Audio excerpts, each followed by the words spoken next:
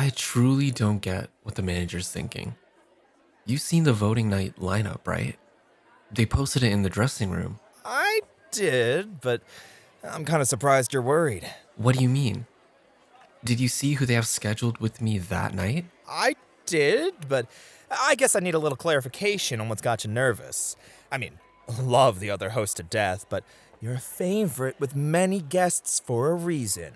Even some of the hosts here are fans of yours and come to be your guests on their days off. I mean, I love that. Seriously, but you know the rules. Hosts cannot be guests during voting nights. And while I have plenty of fans, sure, that doesn't really mean anything against the lineup I got scheduled with. All of them have big and loud personalities. And you believe that because you're more reserved, you'll be overlooked. It's a legitimate concern. Some of our guests overlap, Roy. As interesting as it would be for me to command loyalty from my guests, that's not fun for anyone, including me. With how boisterous the other hosts are. Ugh, this is a nightmare.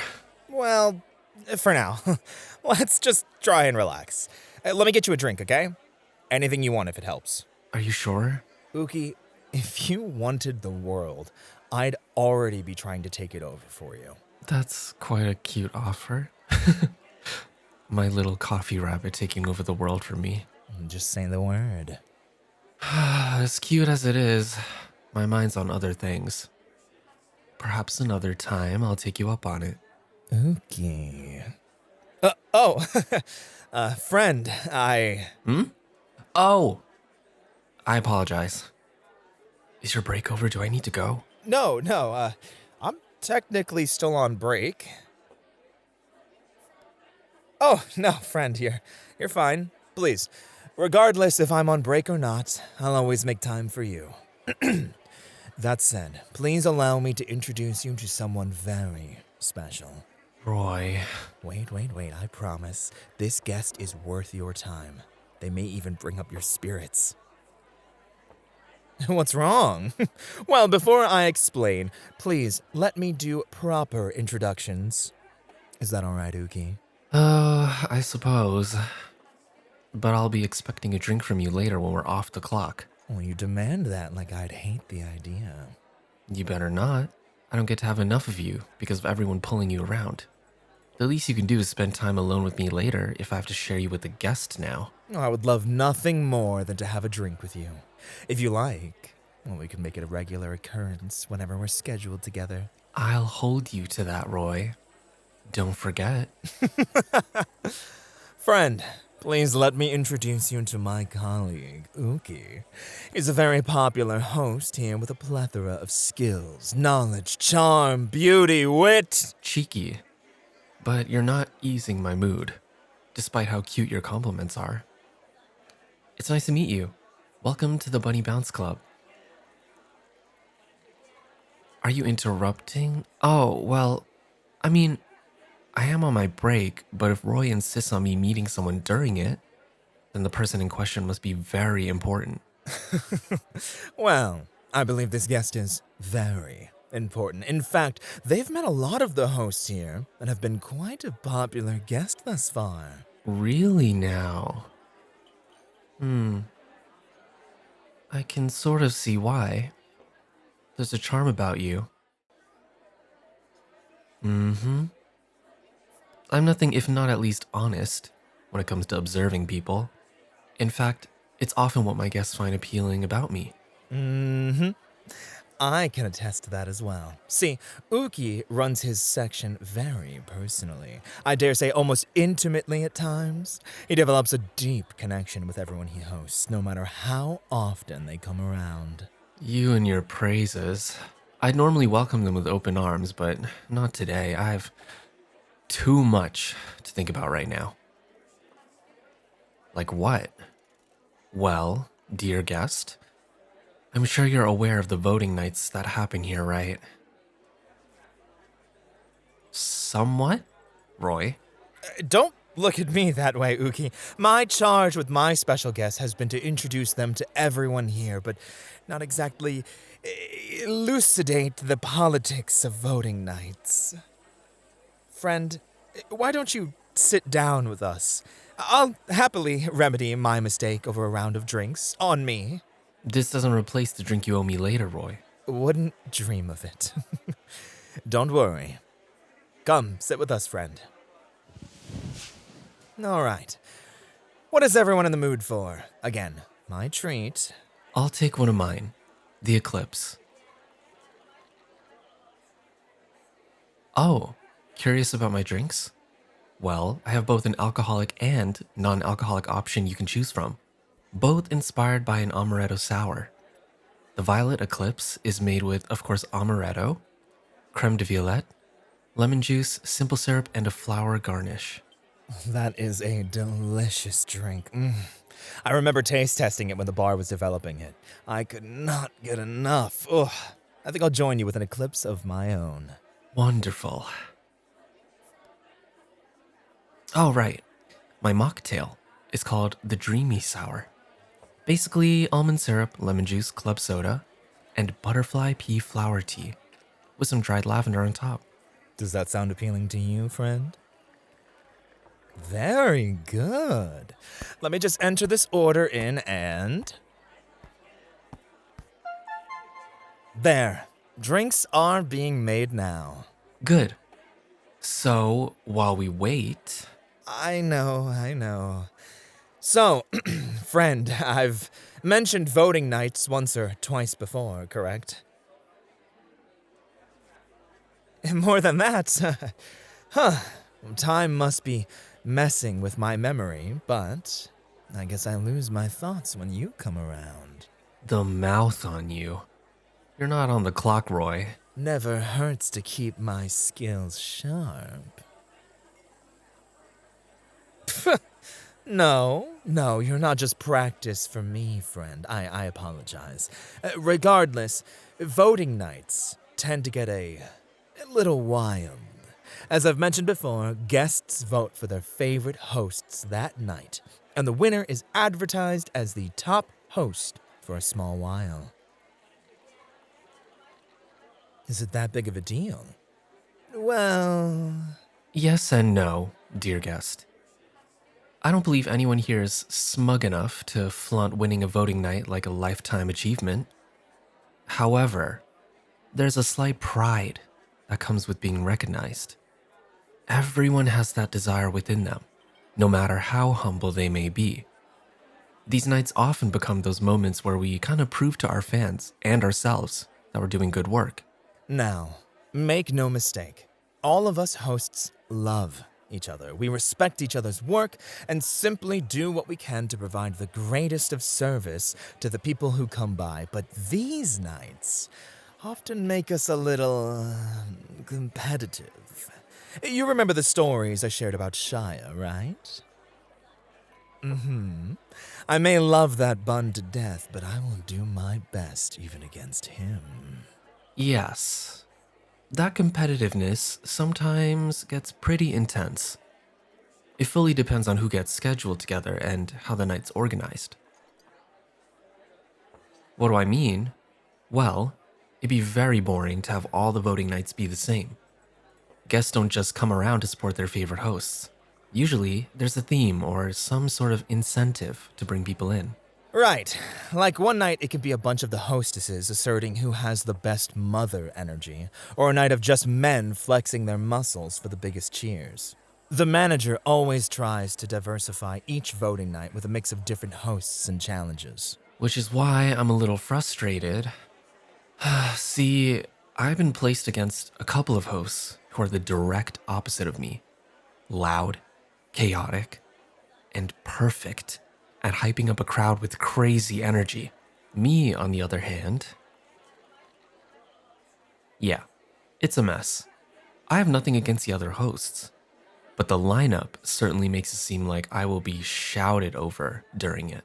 No, don't sell yourself short, Uki. You underestimate how much people love you. Roy, I'm not selling myself short. I'm being realistic, all things considered. Think about the lineup I'm going up against. How am I supposed to stand out against hosts who will literally go crazy on the dance floor for cheers? If there's a reason for it, I can't see it. Maybe I should just talk to the manager about it. They've never had issues with hosts pulling out of voting nights voluntarily, right? If you think that's best, then you know everyone will support you, especially the manager. Still, before you consider doing that, let's see if we can help find the reason. I know the manager better than most here, so I know they don't just pull names out of a hat for these events. There's a strategy here. I have a theory, but it's only that. What theory would that be? Well, the manager has been trying to gauge the demographics of the guests who come here. Since we have such a diverse range of hosts, it's hard to really pin down what kind of guests come around. For example, people who come to see me often come for my interactions with the other hosts as well for my charm. Of course. You have quite a knack for being everyone's wingman and cheerleader for their tables. That eagerness to help and play multiple parts to make everyone happy. It's very attractive. No, don't tell me you're falling for a bun like me just because of that. And if I am? Are you saying you're not worthy of my attention because I can take it somewhere else? I never said that. Hold on. Wait a minute. He's so easy to fluster, isn't he? If I were in a better mood, I could make him turn red. Oh, you'd like to see that? Moving on. Besides, you, Uki, have a devoted following of people who love how you treat each of them with such gentleness, even when they aren't exactly up for talking. Your relationship with your guests is practically mystical. I just do the best I can, just like everyone else. Well, I'm not really the best at being out there, like you and the others. What I can give is what I find comfortable and authentic to me. And that's all that really matters, you know? It's why the manager has been scratching their head about trying to figure out the club's demographic. You know, beyond just people who want company with some drinks, dancing, and fun. Oh, the drinks are ready. Shall I? Nope! Allow me to grab them. The drinks are on me, after all, so the bartenders will want to know that it's on my tab. Thank you, Roy. My pleasure, Oogie. My friend, please keep him company. I'll be right back.